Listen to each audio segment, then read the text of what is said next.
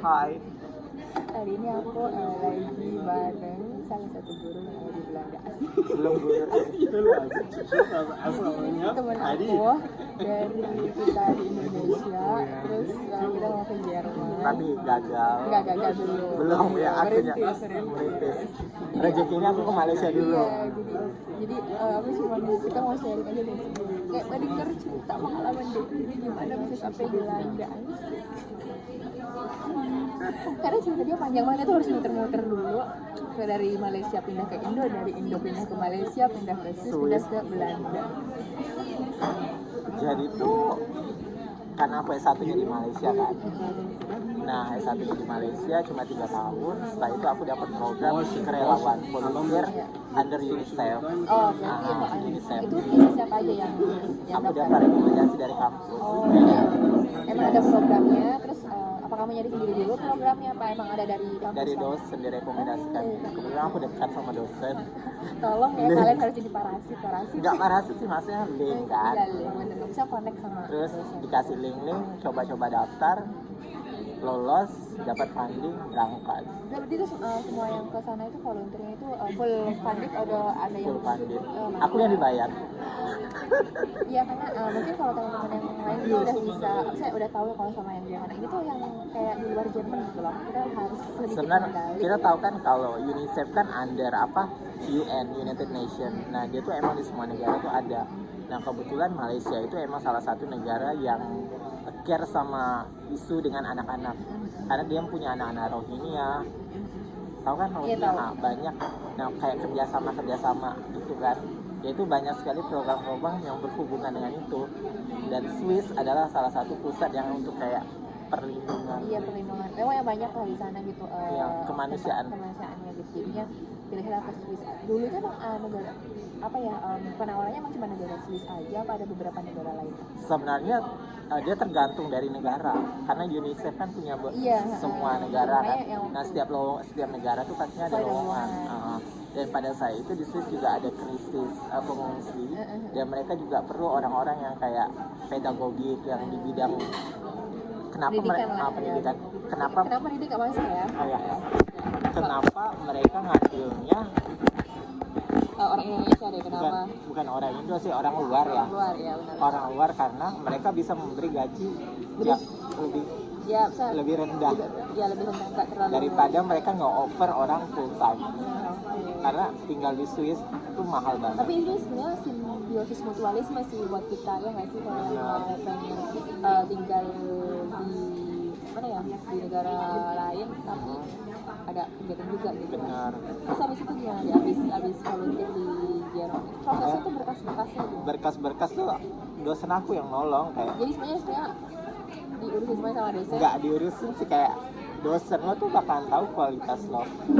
Maksudnya ya udah, ini ada program bagus, coba. Mungkin dia ada link bla bla, kita nggak pernah tahu gitu kan. Tapi misalnya dalam waktu itu yang kamu siapin untuk daftar ke UNICEF ini apa aja? Ijazah S1 belum keluar waktu itu.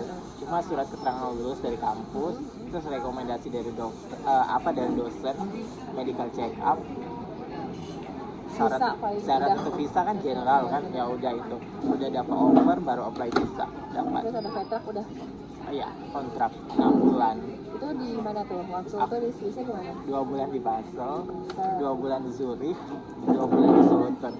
Mantap lah. 3 bulan. Ya, kemana-mana. Dan dari 6 bulan aku bekerja, aku dapat aku bisa umrohin mama aku. Itu sebagai volunteer doang ya, sebagai volunteer juga bisa umroh. Emang gajinya itu kayak besaran aja kan, kalau di Indonesia ada berapa sih kira-kira dapat sebulan volunteer atau kegiatan sosial ini? Berapa ya? Kayaknya nggak sampai 50. 50. Tapi di atas 45. 50 apa nih? Juta. Nggak sampai 50. Dan saat itu aku dapat makan juga banyak free.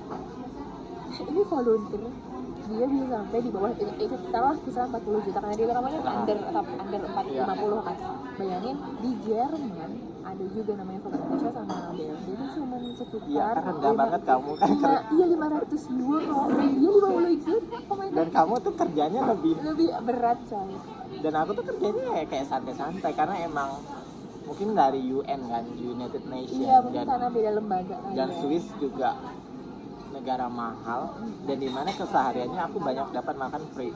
Wow, ya itu berarti benar bisa dapat banget sih. Oke, jadi kalian alternatifnya pokoknya cari itu yang UNICEF gitu ya. Pokoknya di internet pasti ada lah ya. Ada sih, sebenarnya kalau mau tuh harus kayak rajin-rajin cari informasi aja. Terus habis itu gimana nih? Setelah itu rencananya pengen ke Jerman. Terus kenapa? Ijazahku tidak diakui. Kenapa bisa nggak diakui? Karena kampusnya baru, belum terregister di Anabin dan nunggu itu lama. Aku nggak mau pulang tadi itu. Terus cari jalan lah. Jadi jalannya terus kemana jadi? Belanda. Ke Belanda. Pertama tapi ke Belanda. Di Belanda itu pertama ke Belanda aku dapat visa sebulan. Itu virusnya biasa, Schengen biasa. Schengen setelah aku dapat kontrak baru dapat ubah visa. Itu bisa. Oh, oke. Ubah visa. Itu berarti selama kamu Schengen itu kamu berarti lamar-lamar dong, lamar-lamar apa emang langsung dapat? Oh, emang langsung dapat. Kayak cari-cari info gitu kan. Terus aku punya ijazah S1 kan udah keluar. Berarti kalau di situ ijazah kamu itu Desember keluar, udah diakuin. Berarti itu yang penting. Yang penting pokoknya kalau kalian ada satu negara, nolak kalian gak diterima coba ke negara lain. Intinya kayak gitu ya. Jangan putus di satu negara. Benar. Karena semua kebijakan negara itu beda-beda. Dan bahasa Inggris sih yang nolong. Iya, betul. Dan sekarang tapi gaji di sini lebih gede daripada di sini. Kalau ya mungkin karena Swiss kan negara terkaya juga ya, maksudnya kita juga. Dan yang bekerja di bidang pendidikan itu emang benar-benar lo bakal disewain di Swiss juga. Makanya gue bilang kalau lo punya ijazah Ausbildung udah pergi deh ke Swiss. Gue akan pergi guys. Aman hidup lo. Orang pergi ke Swiss tapi belum juga kan mahal. Cari rumah susah. Tapi kemarin kan aku disediain ya 2 bulan. Dan aku nggak tahu kalau itu kan kamu nggak bayar lagi. Nggak bayar. Sedangkan kalau bekerja kan pasti bayar apartemen sendiri dong. Dan sekarang di Belanda ya harus bekerja keras. Aku punya 3 berapa? Kisarannya kalau yang kamu sekarang jadi buruh kan kisaran pendapatannya berapa? Di Belanda nggak banyak sumpah. Kecil. Oke deh, kalau aku belum menjadi pekerja profesional ya, aku tuh masih dalam tahap sekolah. Itu aku dapat sekitar 15 atau 14. Tapi itu kotor ya. Bersih. Tapi maksudnya bersih itu 15-14 ribu euro atau enggak kita. Belum bayar rumah. Jadi kan itu kotor, makanya kecil banget sebenarnya. Emang, jadi sebenarnya kayak efek aja, jadi bersihnya tuh cuma dapat 500-an. 500-an? Iya. Coba.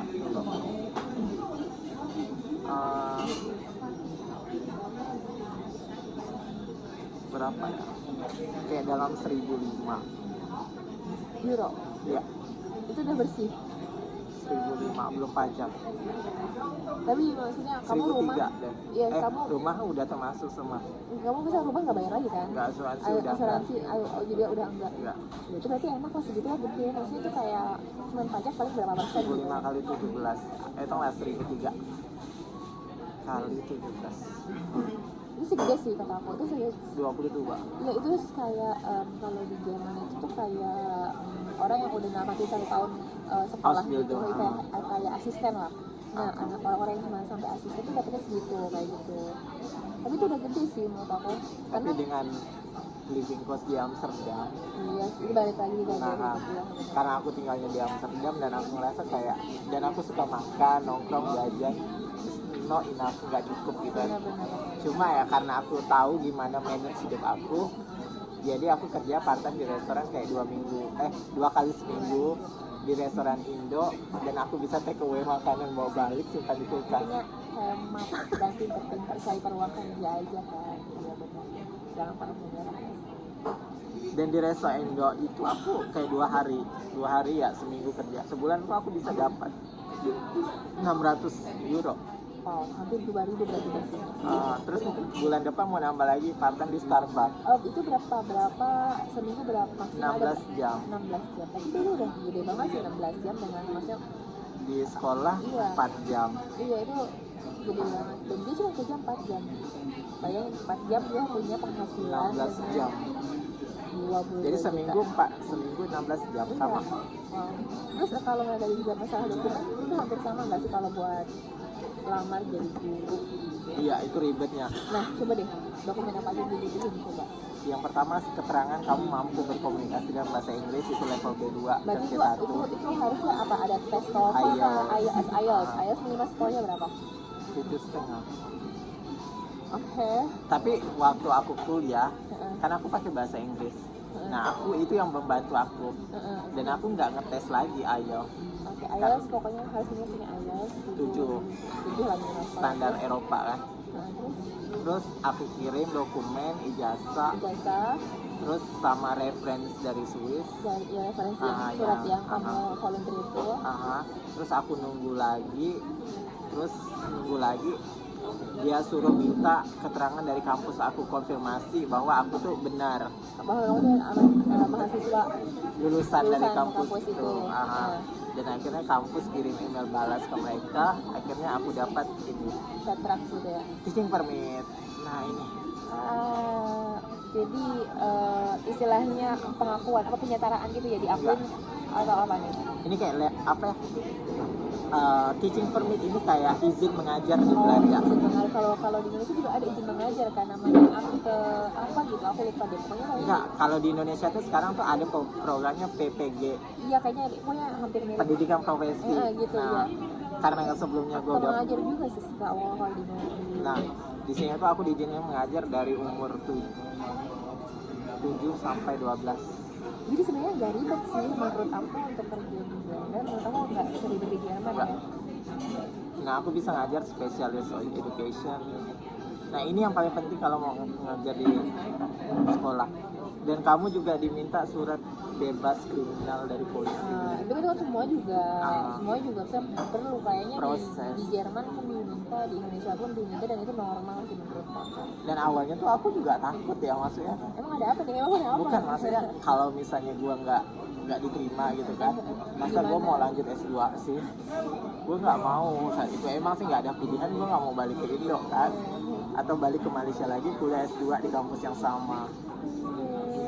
Kenapa nggak mau S2? Karena gue mau enjoy dulu. Oke. Ya menikmati hidup lah ya, nggak mau belajar dulu, mau nikmati uang dulu, nikmati uang, menghasilkan uang dulu. Jadi salah satu yang pertama itu, yang pertama lulusan punya ijazah dulu S1 minimal. Terus kalau misalnya di Eropa tuh harus pendidikan jurusannya, atau bisa harus pendidikan. Harus pendidikan. Maksudnya kayak kamu kan misalnya psikolog kan, jadi itu kamu emang harus cari bidang yang kamu linear psikolog. Kan? Nah contohnya berarti aku nggak bisa bimbingan konseling dong misalnya buat anak di sekolah. Aku nggak tahu sistemnya. Cuma waktu itu kan karena di sini kan apa university sama HBO. Iya, ada. Atau kan ada. Nah, aku uni sih. Kamu uni. Kalau aku uni. Tapi sebenarnya di sini kalau pendidikan tuh harus jurusan katanya ya emang deh kayaknya. Emang apa ya? Kalau di Indo model-model PGSD kuliah tuh. Emang kita kuliah untuk jadi itu. Nah di sini misalnya lo mau jadi guru kan, terus lo akan ditanya nih pas mau dapat teaching permit kan, ini anak kuliah 4 tahun psikolog, ngapain mau jadi guru gitu kan, kenapa nggak ngambil jurusan yang konseling keguruan? Iya benar itu selinier, misalnya kenapa kayak satu linear itu sama kayak di Jerman gitu, semua pekerjaan tuh harus linear sekolahnya. Nah itu misalnya benar. Mau koki ya harus sekolah koki, mau jadi apa sih kayak barista gini ada sekolah barista. Ada sekolah barista. Mau jadi tukang gimana sih potong kayu pun harus ada sekolahnya, nggak bisa udah jadi tukang potong kayu gitu. Kalau misalnya kamu udah punya basic di pendidikan, misalnya kamu mau cek, misalnya kan aku guru SD, tiba-tiba aku mau jadi guru lukis gitu, aku tinggal ngambil khusus lukis sama aku punya bakat di bidang itu. Pokoknya yang penting ada pertama generalnya dulu, general pendidikannya dulu, baru habis itu kalau mau pindah ya tinggal pendalaman aja gitu. Jadi syaratnya itu pertama pokoknya harus S1 pendidikan. Yang kedua surat rekomendasi dari apa sih namanya, dari ya kalau ada pengalaman di mana aja, misalnya pengalaman volunteer itu dibutuhkan juga ya. Wajib apa enggak? Wajib. Terus perlu juga surat keterangan dari universitas kalau misalnya itu lulusan sana. Terus abis itu surat keterangan SKCK ya, SKCK. suara keterangan berperilaku baik. Terus abis itu apa lagi, cek medical check up sama ya IELTS itu, IELTS, kemampuan bahasa Inggris. kemampuan bahasa Inggris, apapun itu apa ya, kemampuan bahasa Inggris ya. Sebenarnya kemampuan bahasa Inggris aku pun aku masih ngerasa B aja gitu kan, tapi waktu aku kuliah aku bisa lulus dengan CGPA 3,52. Maksudnya itu not bad gitu kan, dan aku dapat second class, nggak yang pertama. Nah ketika proses mengajar pun kan ada tes kan, ada tes percobaan, dan orang tuh kayak oh tertarik ya anak ini emang cocok di bidangnya gitu. Dan ketika sama anak-anak pun di manajemen kelas tahu sendiri paling sulit ya. Iya benar. Dan itu aku paling suka. Aku paling kayak manajemen kelas. Banyak ngomong, banyak diskusi sama muridnya anak-anak. manggil cuma nama doang. Kalau kita enggak, kita pakai nama belakang. Jadi hormat. Biasanya cuma nama depan kan. Aku juga di sekolah, berarti di sekolah aku tuh harus nama belakang. Jadi ada respect gitu. Gitu. Dan si orang tua murid itu harus nama belakang. Gitu. Biar respect. Walaupun kita kan ada orang tua murid yang sudah tua, kita kan masih muda pengajarnya gitu kan. Ada yang belum punya anak, ada yang punya ini, biar kita dipandang tuh setara. Gitu sih. Kalau aku di sini Tapi sebenarnya tuh kayak nggak terlalu. Kalau di Indo kan ibu, bapak. Iya. Di sini itu kalau suara aku mirip banget kayak gitu. Kayak ibu bapak siapa gitu. Kalau aku tuh di sini dipanggil Didi ya, sama murid aku Didi gitu. Baru jalan, Didi, vlog gitu kan. Tapi mereka tahu kalau aku udah nanya 1, 2 udah lari mereka. Terus kalau menurut kamu kan udah pernah kerja ngajar di sekolah di Swiss, terus ngajar di Malaysia juga. Kamu juga mungkin sudah pernah sekolah di Indonesia juga ya, maksudnya? Pernah. Ya, saya tahu lah apa perbedaan misalnya dari segi pendidikan dari berbagai negara yang kamu rasain. Kalau dari di Swiss sendiri itu aku tidak nampak secara general karena bukan di sekolah kan aku belajarnya, di tempat anak-anak dari negara konflik, anak-anak pengungsi begitu. Nah di situ tuh banyak sekali kayak problem termasuk language karena mereka nggak bisa berbahasa Inggris, hanya bisa bahasa Arab, dan di situ lebih kita bukan mengajar tapi kepemulihan cara untuk mereka supaya pendampingan bisa berinteraksi dengan ya, lingkungan sekitar ya gitu.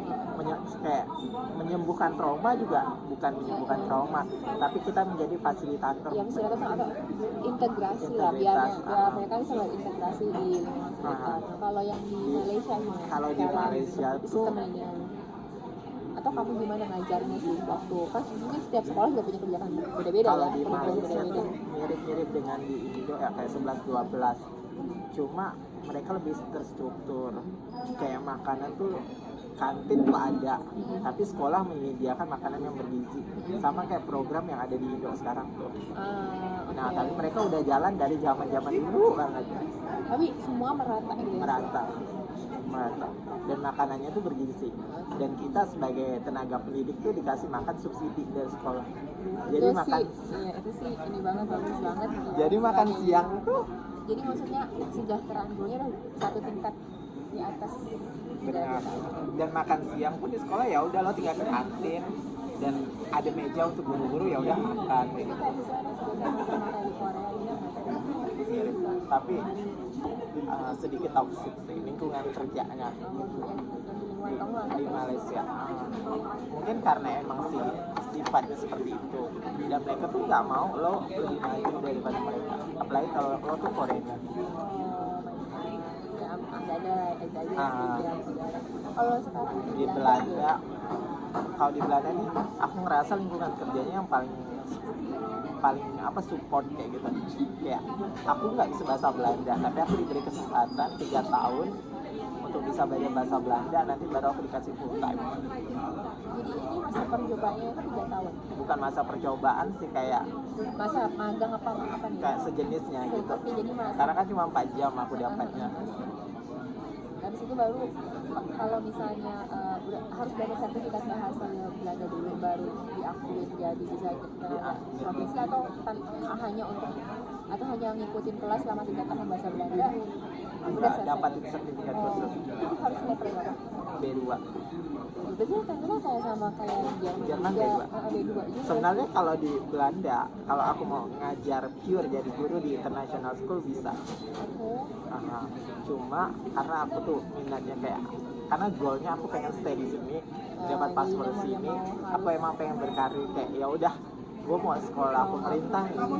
Dan mau nggak mau ya harus, kalau mau tinggal di suatu negara harus belajar bahasa negara itu, mau nanti gimana tetap harus bisa belajar bahasa itu. Dan aku pikir ini kayak juga suatu platform bagi aku, cuma 4 jam kerja dengan ya maksudnya biaya hidup oke lah lepas ya gitu kan, dengan semua akomodasi, dapat transportasi.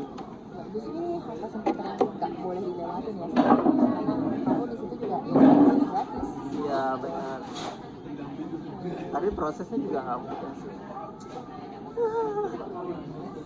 Yang mudah. Ya, sebenarnya nggak akan mudah ya prosesnya, karena dari mau ke Jerman itu tiba-tiba ke Belanda itu gimana? Nggak jelas banget.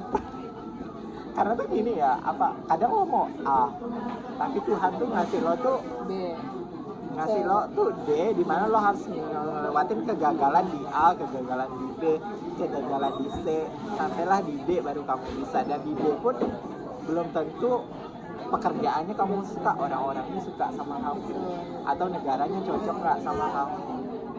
Yang harus kita lakukan berusaha untuk beradaptasi dan kayak belajar aja kali ya, belajar dari pengalaman hidup tuh ya. Karena apa ya, bukan pengalaman, guru terbaik itu dari pengalaman kita. Jadi kalau kita nggak belajar dari kesalahan kan kita nggak bisa berkembang, nggak bisa grow. Filosofinya kayak kita manusia ya, kita berusaha untuk grow, tumbuh. Tumbuhnya dengan cara apa? Dipupuk. Pupuknya dengan apa? Belajar. Belajarnya apa? Belajar dari segala hal. Maksudnya setiap orang yang aku temui aku belajar. Contoh kayak dating, gimana caranya kamu menghadapi anak yang sedang tantrum? Ya, Oke, penanganan di Jerman gimana? Itu tergantung situasi dan kondisi. Kalau misalnya anaknya tantrum di luar ruangan, ya kita biarin ya, maksudnya dia belum mengeluarkan emosi, biar mereka bisa belajar regulasi emosinya gimana gitu kan. Terus tantrum kan juga ada banyak jenis, sebenarnya ada yang kalau udah sampai fisik atau gimana ya, atau udah lama berkepanjangan, kita harus udah stopin kan. Tapi kalau misalnya ini tantrumnya di ruangan, nah itu kan ruangan tuh kita harus melihat skala prioritas kayak gitu. Skala prioritas di suatu ruangan itu pasti adalah sunyi, kondusif gitu. Jadi kalau misalnya anak ini tantrum ya aku mau keluar, karena juga saya akan mengekspresikan marahnya itu di luar, tapi tidak untuk kita di ruangan kelas. Kalau mau di ruangan kelas, tapi situ harus iya, saya kayak gitu sih. Kalau aku skala tuh prioritas sih. Kalau aku tuh pertama aku harus buat set boundary sama si anak. Maksudnya lo punya batasan di mana yang si anak ini boleh lakuin. Betul. Dan di waktu ini dia boleh memperlakukan lo sebagai teman, di waktu ini dia memperlakukan lo sebagai gurunya. Betul. Ya itu ya bener. Nah, namanya hidup kan pasti ada batasan. Benar. Ada apa juga ya, peraturan gitu kan. Nah, anak-anak itu harus belajar gitu kan. Kalau berlaku sama keluarga seperti apa, berlaku sama teman seperti apa, berlaku di sekolah seperti apa. Mereka juga punya batasan-batasan sendiri gitu. Contoh kayak menghadapi dengan anak kecil, contoh ngomong dengan anak kecil. Kalau gue pertama gue lebih suka menjongkokkan badan. Iya betul, karena itu setara. Kita membuat dia setara, saya itu dan pertama buat dia nyaman ngomong sama kamu. Karena kalau misalnya kita tuh berdiri atau misalnya kita lebih tinggi, dia agak mendongak itu apa ya, maksudnya kurang sopan atau kurang apa ya jadi. Tapi dari ilmu psikolog nggak ada loh. Ada apa sih, ada tekanan, jadi memang harus sejajar setara, tatap eye contact. Dan kebetulan kan aku ngajar anak SD dan aku nggak terlalu tinggi kan, kayak ya udah gitu, cocok gitu. Ya itu memang juga ada sih, aku juga belajar itu. Ya pasti kita harus jadi memang jongkok gitu. Makanya dan yang aku lihat di guru yang ngajar di kelas kan, dan cara dia ngomong pun kayak ada waktunya guru ini akan kasar, ada lembut, tegas ya. Intonasi gitu. Tapi tegasnya di sini ya kita nggak boleh main fisik. Iya, kita nggak boleh ngerekam, ngambil foto anak apa itu dapat SP kamu. Di sini privasi itu nomor 1 sih. Padahal hal itu kayak simple, nggak ada namanya guru jadi content creator, ngambil siswa. nggak ada maka itu maksudnya ini bukan isu ya, tren yang lagi berkembang di negara sebelah. Itu benar. Iya, tapi di tempat aku pun benar Nggak sih, boleh, kan? privacy itu. Nah, jadi walaupun fotonya mau dipajang di sekolah, tapi kalau orang tua yang tidak setuju itu udah nggak boleh. Benar. Kayak gitu. Nggak boleh nggak? Sebenarnya boleh. Harus ada persetujuan dari Persetujuan. Iya, pokoknya ya foto yang diambil harus ada persetujuan, ada informed consent-nya dari orang tua. Jadi anaknya boleh difoto di event apa aja, dipublikasi di mana aja, kayak gitu ada. Jadi emang di sini agak kenapa? Pernah suatu kejadian terjadi kayak penculikan, terus anak itu jadi korban pedofilia atau apa. Nah, hal itu yang tidak diinginkan sekolah. Karena apa? Sekolah ini menjadi sekolah tempat ternyaman, tempat teraman untuk seorang anak. Dan satu lagi, ketika kamu masuk kelas, tidak semua anak di dalam kelas itu adalah dari keluarga cemara. Iya, betul. Ada yang dari broken home, ada yang imigran background, ada yang mungkin dia lahir dalam keadaan perang dan lari ke sini. Di sini lah kayak gimana cara menghormati. Dan di Belanda tuh aku paling suka kayak agama tuh urusan pribadi.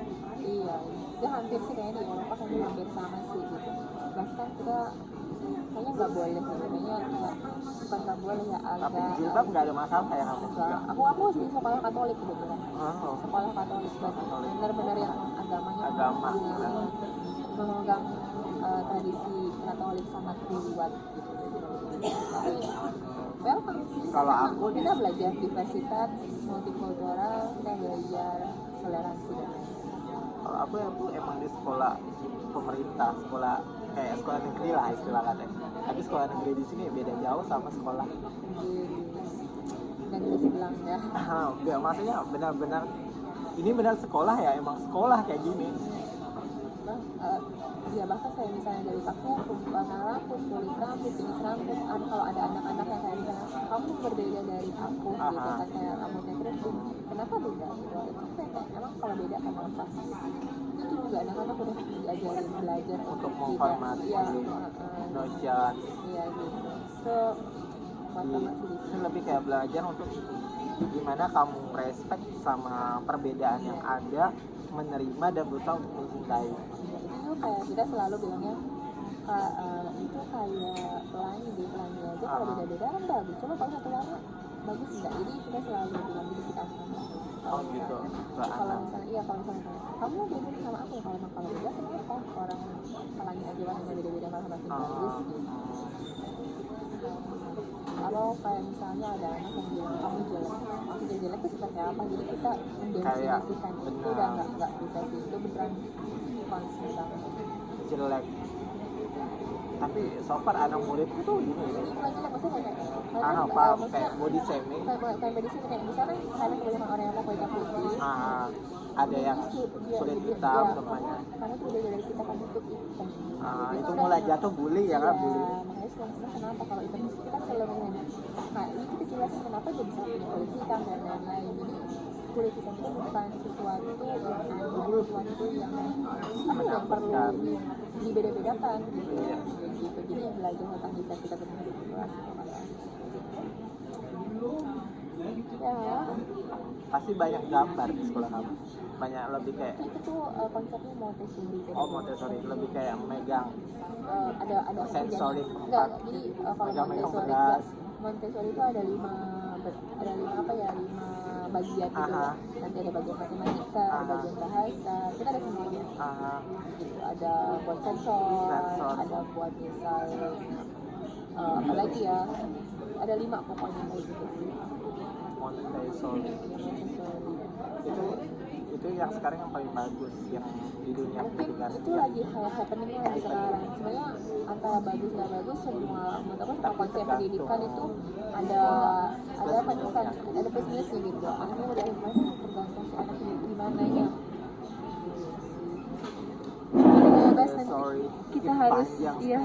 Kita harus pergi karena keretanya sebentar lagi datang. Bye.